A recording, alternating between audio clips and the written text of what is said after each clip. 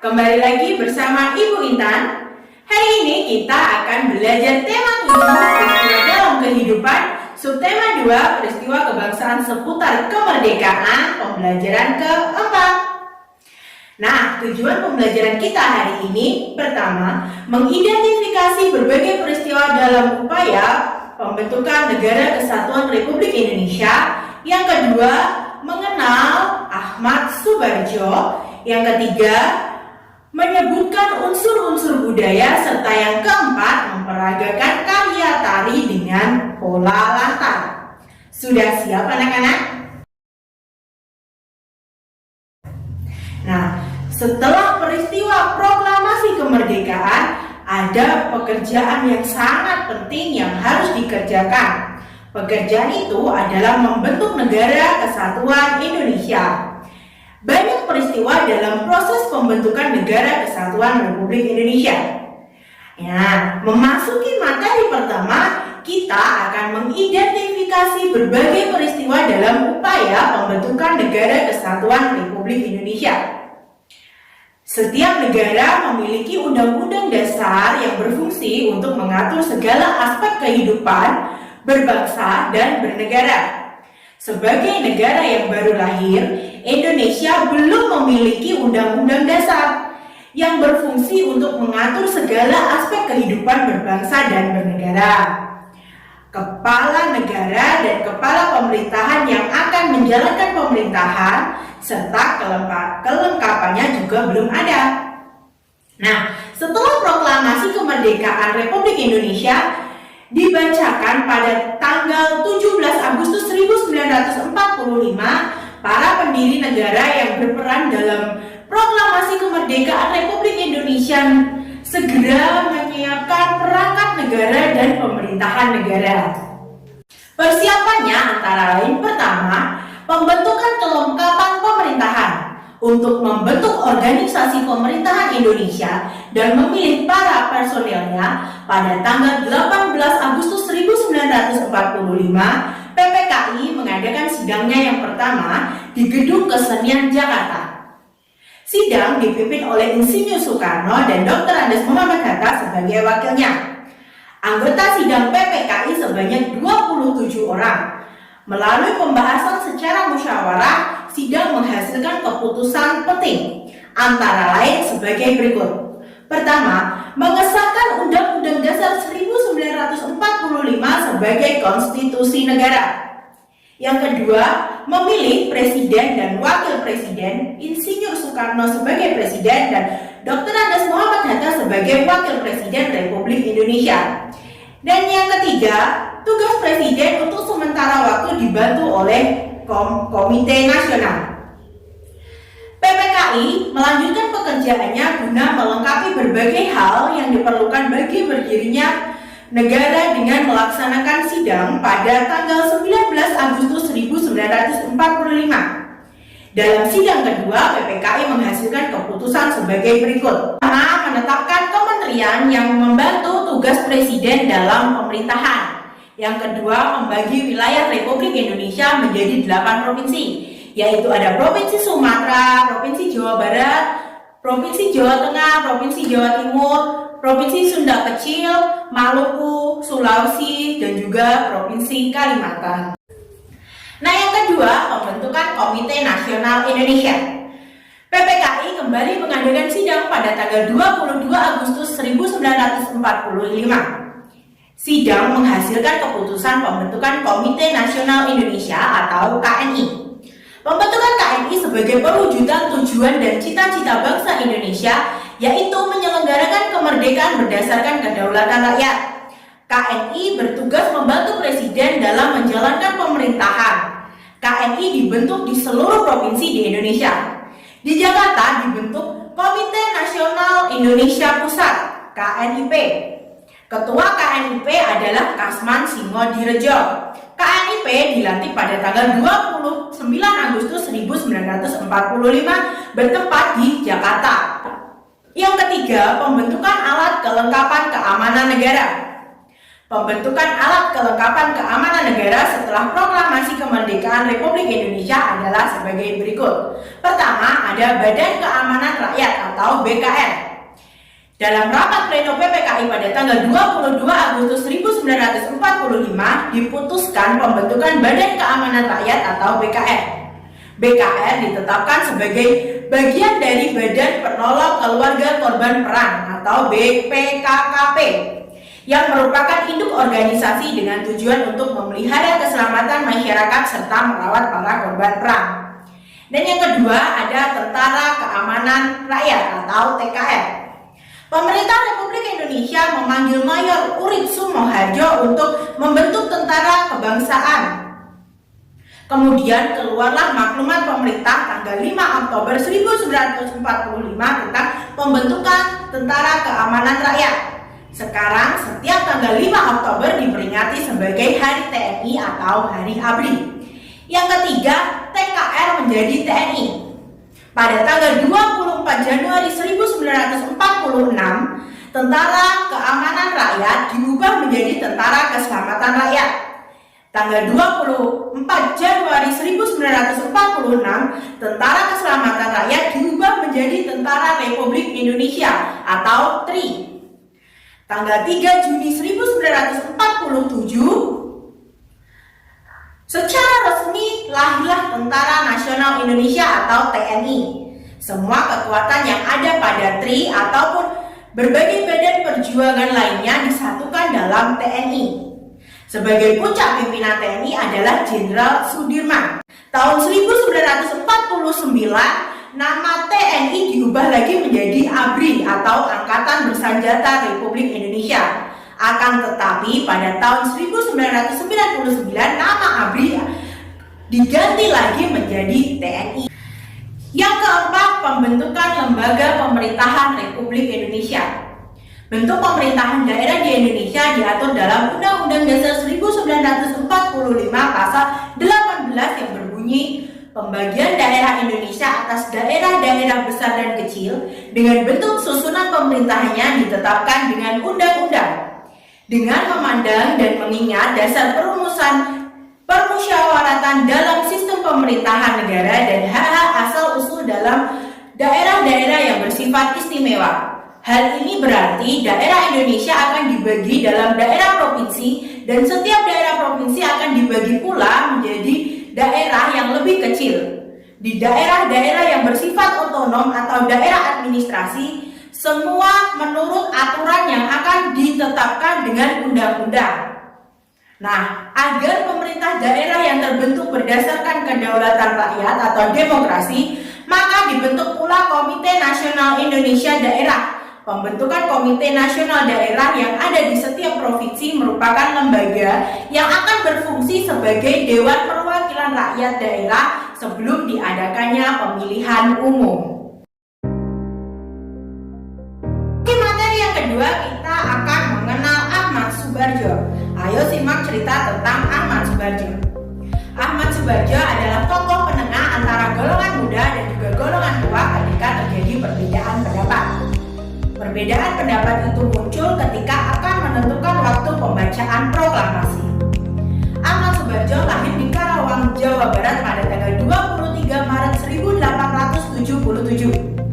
Beliau dikenal sebagai sosok yang rendah hati dan bersahaja. Peran yang menonjol adalah ketika beliau ikut menjadi panitia 9 yang merumuskan Piagam Jakarta yang menjadi cikal bakal pembukaan Undang-Undang Dasar 1945. Ahmad Soebardjo dikenal sebagai tokoh perumus naskah proklamasi kemerdekaan Indonesia. Beliau diperintahkan oleh Insinyur Soekarno untuk mengutip kata-kata dari Piagam Jakarta, terutama bagian pembukaan, yaitu atas berkat rahmat Allah Subhanahu wa Ta'ala, maka rakyat Indonesia menyatakan kemerdekaannya. Kalimat tersebut diminta untuk dijadikan kalimat pembuka naskah proklamasi kemerdekaan Indonesia. Pada akhirnya disepakati kalimat pertama pada teks proklamasi kemerdekaan Indonesia adalah kami bangsa Indonesia dengan ini menyatakan kemerdekaan Indonesia. Nah, kalimat ini berasal dari kutipan alinea ketiga Piagam Jakarta. Nah, memasuki materi yang ketiga kita akan membahas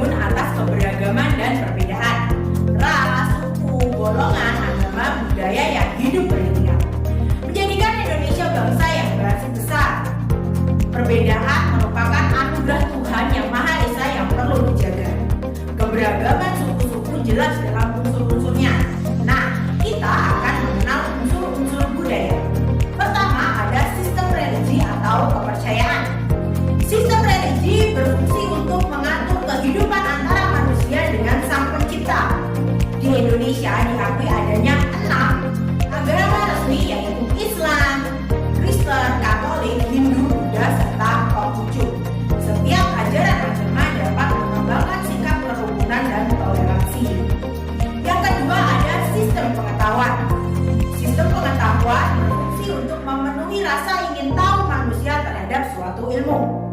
Manusia dapat memenuhi kebutuhan hidup melalui sistem pengetahuan. Dengan adanya pengetahuan, manusia akan lebih maju dan berinovasi. Sistem pengetahuan dibedakan menjadi 6 macam, yaitu pengetahuan tentang alam, tumbuhan, hewan, tubuh manusia, sifat dan tingkah laku sesama manusia, serta pengetahuan tentang ruang dan waktu. Yang ketiga, sistem teknologi dan peralatan. Teknologi yang dibahas pada unsur kebudayaan yaitu teknologi dari bentuk yang sangat sederhana lalu berkembang sesuai dengan kebutuhan zaman. Contohnya, teknologi yang sudah ada sejak zaman dahulu hingga sekarang, yaitu teknologi dan peralatan senjata, wadah, alat angkut, tempat berlindung atau rumah, alat membuat makanan dan minuman, serta pakaian dan perhiasan. Yang keempat, ada sistem kemasyarakatan. Sistem kemasyarakatan merupakan pola hidup yang menjadi kebiasaan dan dianut suatu masyarakat. Ada sistem perkawinan, sistem kekerabatan, dan sistem perilaku dalam masyarakat. Contohnya, suku Batak mempunyai sistem marga Batak, sedangkan suku Jawa mempunyai sistem Trah. Yang kelima, sistem mata pencarian. Dan ada beragam mata pencarian masyarakat di Indonesia, yaitu petani, nelayan, pedagang, peternak, pekerja jasa, dan juga PNS. Mata pencarian masyarakat Indonesia disesuaikan dengan wilayah tempat tinggalnya. Misalnya, orang yang tinggal di pedesaan sebagian besar bermata pencarian sebagai petani, dan orang yang tinggal di tepi pantai bermata pencarian sebagai nelayan. Keenam, ada sistem bahasa. Bahasa adalah suatu unsur kebudayaan yang digunakan untuk berkomunikasi. Setiap suku bangsa di Indonesia mempunyai bahasa sendiri yang dimengerti dan dipakai dalam kehidupan sehari-hari oleh suku itu sendiri. Misalnya, suku Jawa menggunakan bahasa Jawa. Untuk berkomunikasi dengan suku lain, bangsa Indonesia sudah memiliki bahasa nasional dan bahasa persatuan, yaitu bahasa Indonesia. Yang ketujuh, semua suku dari Sabang sampai Merauke memiliki kesenian daerah yang menjadi ciri khas daerah tersebut. Menurut Kuncoro-Ningrat, kesenian dibagi menjadi dua, yaitu seni rupa dan juga seni suara. Seni rupa di sini merupakan kesenian yang dapat dilihat oleh mata. Misalnya seni patung, seni ukir, seni lukis, seni rias, seni tari, seni wayang, dan juga seni olahraga. Nah, sedangkan seni suara merupakan kesenian yang dapat dinikmati oleh telinga. Misalnya seni musik dan juga seni sastra. Setiap suku di Indonesia juga memiliki lagu daerah dan alat musiknya sendiri-sendiri. Misalnya, alat musik gambus berasal dari Riau dan juga angklung yang berasal dari Jawa Barat. Memasuki materi yang terakhir, yaitu materi keempat, kita akan belajar tentang memperagakan karya tari dengan pola lantai. Sebelum memperagakan tari, ada baiknya kita mempelajari dulu apa sih itu pola lantai. Nah, mari kita simak bersama. Menyajikan bentuk karya tari akan lebih indah jika mempertimbangkan pola lantai. Nah, pola lantai di sini merupakan garis yang dilalui penari pada saat melakukan gerak tari. Setelah itu, pola lantai juga diartikan garis di lantai yang dibuat oleh formasi penari. Garis tersebut dapat digambarkan dengan melihat formasi para penari ketika sedang memperagakan tarian. Pola lantai tari bisa dilakukan oleh penari tunggal, berpasangan, ataupun berkelompok.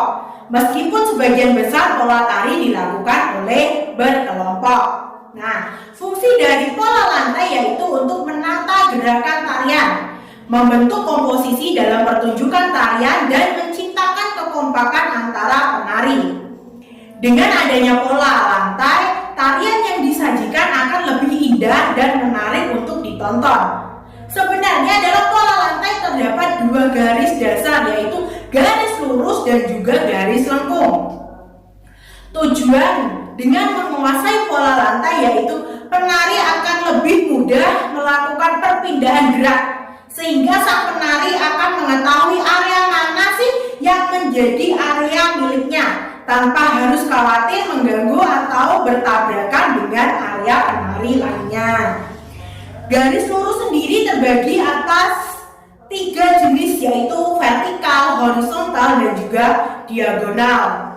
Namun dengan perkembangan zaman yang semakin maju, pola lantai juga mengalami perkembangan, yaitu ada beberapa pola lantai lain yang berupa zigzag, segitiga, segi 4, dan juga segi 5. Pola lantai melengkung juga mengalami perkembangan, yaitu melingkar, melengkung ke depan, melengkung ke belakang, dan juga angka 8.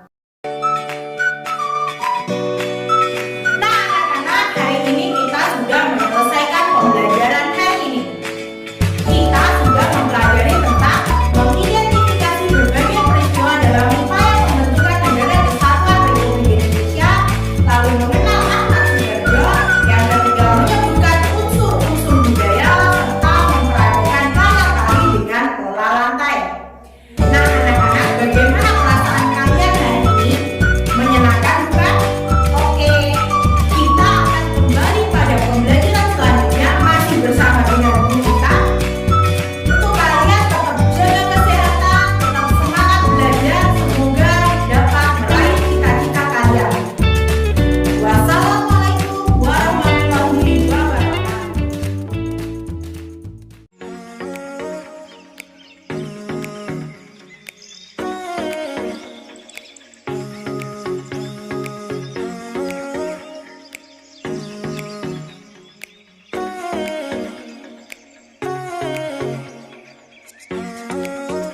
Assalamualaikum warahmatullahi wabarakatuh.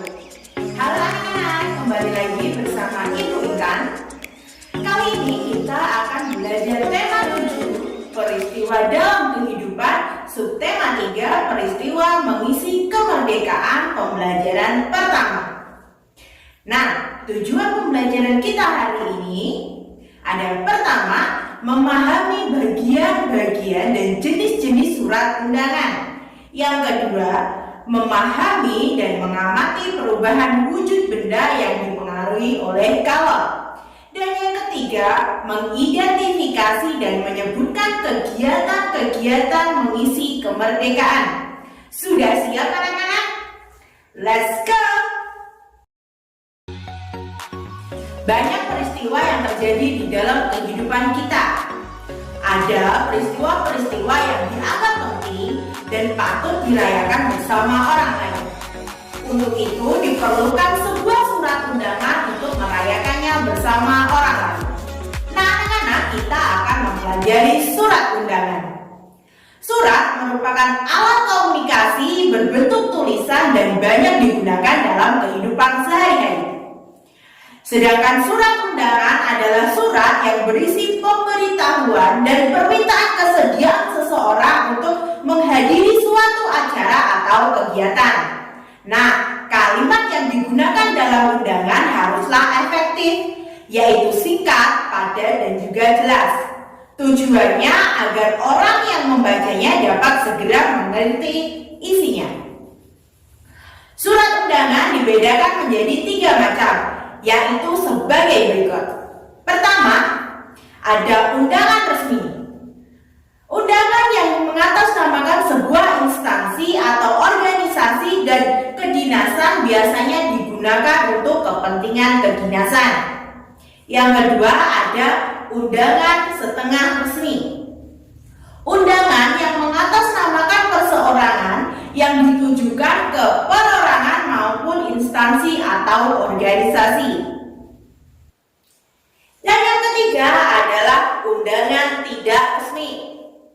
Undangan yang mengatasnamakan perorangan dan ditujukan ke perorangan untuk kepentingan perorangan seperti undangan ulang tahun ataupun juga undangan perayaan kelahiran. Memasuki materi yang kedua, yaitu memahami dan mengamati perubahan wujud benda yang dipengaruhi oleh kolom. Di sini Ibu Intan akan membacakan sebuah teks. Tugas kalian mendengarkan dengan baik-baik, lalu kalian menjawab pertanyaan pertanyaan yang akan Ibu berikan di akhir pembacaan teks. Di sini ada teks berjudul Kapur Barus si Penghilang Bau.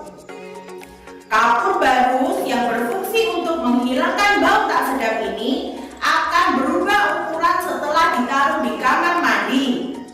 Kenapa kapur barus bisa mengecil ya?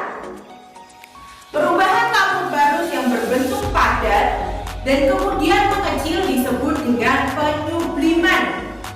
Penyubliman adalah peristiwa perubahan zat padat menjadi gas. Kapur barus adalah salah satu benda yang mengandung zat kimia aktif dan mengalami penyubliman ini. Zat dapat mengalami perubahan yang disebabkan karena berbagai hal. Salah satunya adalah faktor lingkungan. Saat diletakkan dalam lemari atau kamar mandi, suhu di sekitar kapur barus akan terperangkap dan memanas. Suhu panas ruangan dan suhu kapur barus yang berbeda inilah yang akhirnya membuat kapur barus menyusut dan lama-kelamaan menjadi sangat kecil. Tugas kalian silakan mengerjakan soal sebagai berikut.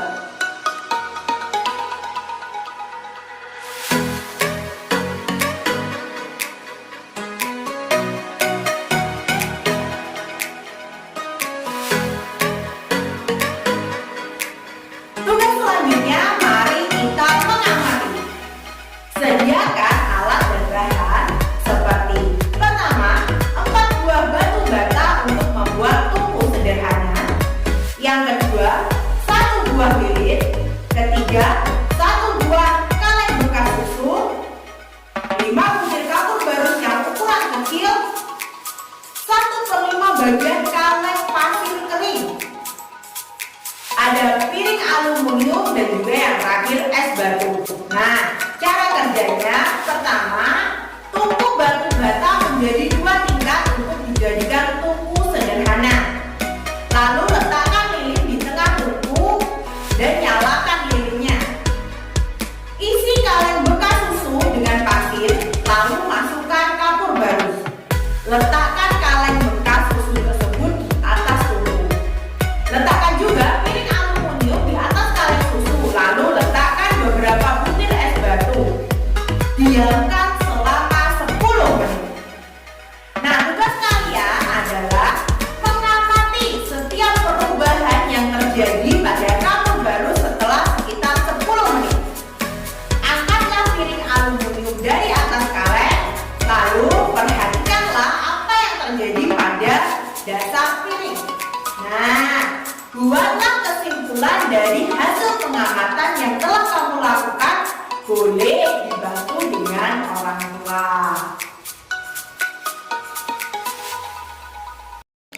Memasuki materi yang ketiga, kita akan mempelajari tentang mengidentifikasi dan menyebutkan kegiatan-kegiatan mengisi kemerdekaan.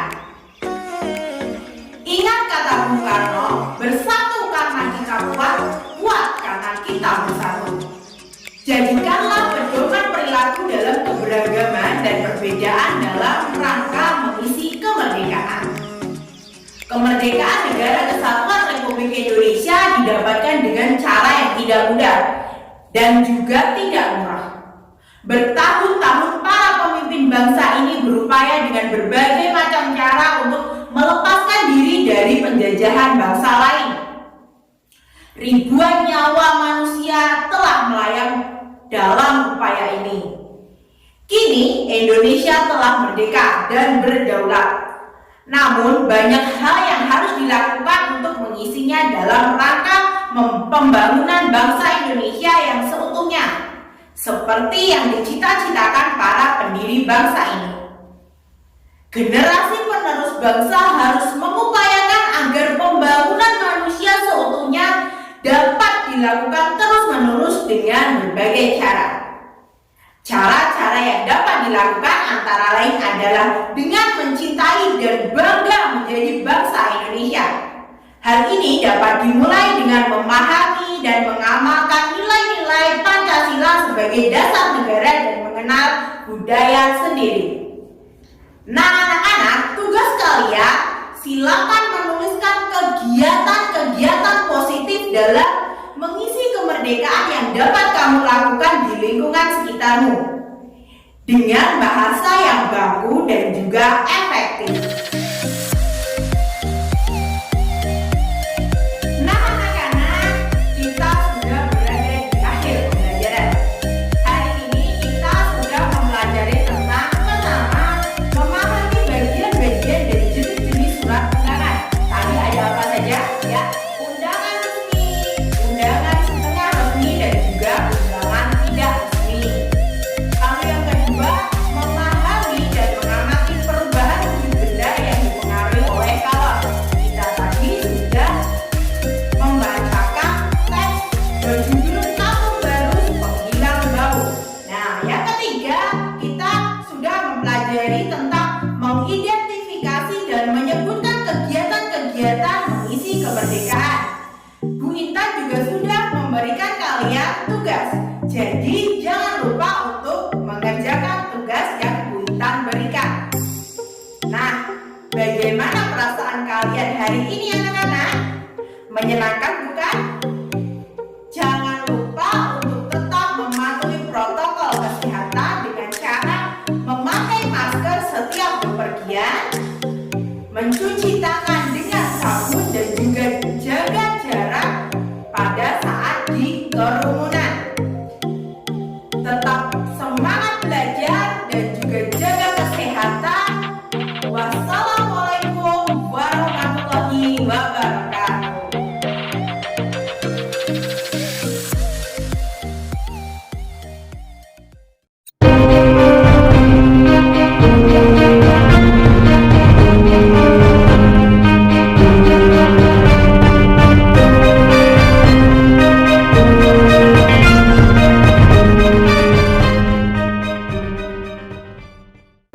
Assalamualaikum warahmatullahi wabarakatuh. Halo anak-anak, kembali lagi bersama Ibu Intan. Bagaimana keadaan kalian hari ini? Masih sehat? Masih semangat? Iya. Nah, sebelum memasuki materi, ada baiknya kita berdoa dahulu ya. Berdoa mulai. Berdoa selesai. Anak-anak, hari ini kita akan belajar tema 7, peristiwa dalam kehidupan, subtema 3, peristiwa mengisi kemerdekaan, pembelajaran keempat. Nah, tujuan pembelajaran kita hari ini ada pertama, mengidentifikasi kegiatan pelestarian budaya. Yang kedua, membuat undangan resmi. Dan yang ketiga, menyebutkan perilaku di sekolah yang mencerminkan persatuan. Anak-anak, ingat kata Bung Karno, bersatu karena kita kuat, kuat karena kita bersatu. Jadikanlah pedoman perilaku dalam keberagaman dan perbedaan dalam rangka mengisi kemerdekaan. Salah satu cara yang tepat untuk mengisi kemerdekaan bagi para generasi penerus adalah dengan melestarikan kebudayaan bangsa dengan cara mempelajarinya. Kebudayaan bangsa merupakan warisan leluhur yang mengandung nilai-nilai luhur cerminan dari kehidupan manusia dan masyarakat. Anak-anak, di sini Bu Intan mempunyai teks yang berjudul Upaya Pelestarian Kebudayaan Daerah. Kebudayaan memegang peranan penting dalam kemajuan suatu bangsa. Negara memajukan kebudayaan nasional Indonesia di tengah peradaban dunia dan menjadikan kebudayaan sebagai investasi untuk membangun masa depan. Keberagaman kebudayaan daerah merupakan kekayaan dan identitas bangsa yang sangat diperlukan untuk memajukan kebudayaan nasional Indonesia di tengah dinamika perkembangan dunia.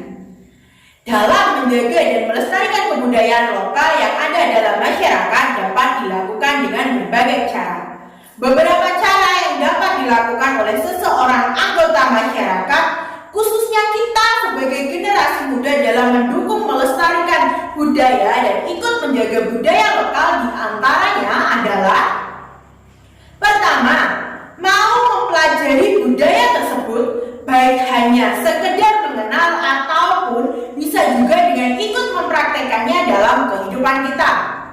Yang kedua, berpartisipasi apabila ada kegiatan dalam rangka pelestarian kebudayaan. Yang ketiga, mengajarkan kebudayaan itu pada generasi penerus sehingga kebudayaan itu tidak musnah dan tetap bertahan. Yang keempat, mencintai budaya sendiri tanpa merendahkan dan belajarkan budaya orang lain. Yang kelima, mempraktikkan penggunaan budaya dalam kehidupan sehari-hari, misalnya budaya berbahasa. Yang keenam, menghilangkan perasaan gengsi ataupun malu dengan kebudayaan yang kita miliki. Yang ketujuh, menghindari sikap primordialisme dan etnosentrisme. Yang kedelapan, ajarkan budaya kepada orang lain. Nah anak-anak, tugas kalian carilah informasi dari berbagai sumber tentang berbagai kegiatan yang dapat dilakukan untuk melestarikan kebudayaan bangsa sebagai sumber mengisi kepentingan. Memasuki materi kedua adalah membuat undangan resmi. Cara untuk melestarikan kebudayaan bangsa adalah dengan memperkenalkan kepada masyarakat dengan cara mengadakan pertunjukan kesenian.